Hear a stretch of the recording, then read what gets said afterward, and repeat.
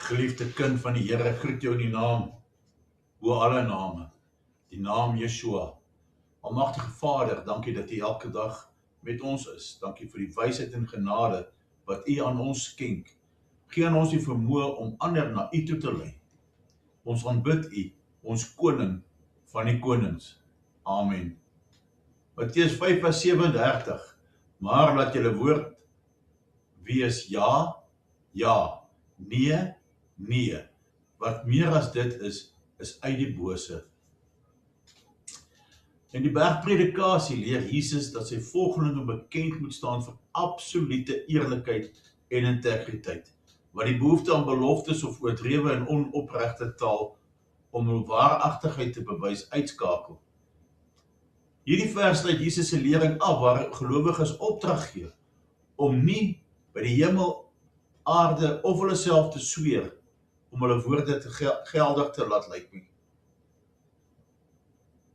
'n Persoon se woord behoort voldoende te wees. As 'n persoon betroubaar is geen ekstra beloftes nodig nie. Want as daar oomblikke is waar ons moet sê ek sweer of ek beloof, dan laat dit enigiets anders wat jy gesê het voel asof dit nie soveel gewig dra nie. Jou woord moet jou woord wees en jy behoort bekend te staan as 'n man of 'n vrou van jou woord. Die gebruik van oormatige beloftes of misleidende taal dui op 'n gebrek aan integriteit, wat voortspruit uit die kwaad. Met ander woorde, ons hoef nie oordrewe beloftes te maak, wanneer ons tot iets instem nie. Ons hoef net ja of nee te sê en daarby te bly. Maar tog, as jy daaroor dink, is dit waar daar soveel tye is waar ons so sê, nee, ek beloof, hierdie keer gaan ek dit doen, of ek gaan kom kuier, en dan gebeur dit nooit. Wat is dit anders as valse beloftes, waar jou woord niks werd is nie? Sê liewers, ek sal probeer, dan jy daarom uitkom kans. Waarvoor staan jy?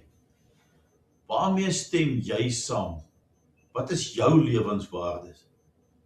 Wat is jou bepalende reëls waarvolgens jy leef? Wat veronderstel is om die bepalende reëls van hierdie Bybelvers te wees? So wanneer jy byvoorbeeld 'n besluit neem, moet jy daarby kan staan en val. Jou besluit kan nie verander as gevolg van hoe jy op 'n gegewe dag voel, of as gevolg van iemand wat jy oortuig om van plan te verander nie. Want enigiets anders is van die bose. Dit klink dalk 'n bietjie dramaties, maar as jy mooi daaroor dink, maak dit baie sin. Die enigste keer wanneer jy jou woord kan verander, is wanneer dit 'n verkeerde of 'n bose besluit was. Vader, dankie vir U genade en U liefde wat ons elke dag ontvang. Net om elke oggend wakker te word is 'n voorreg.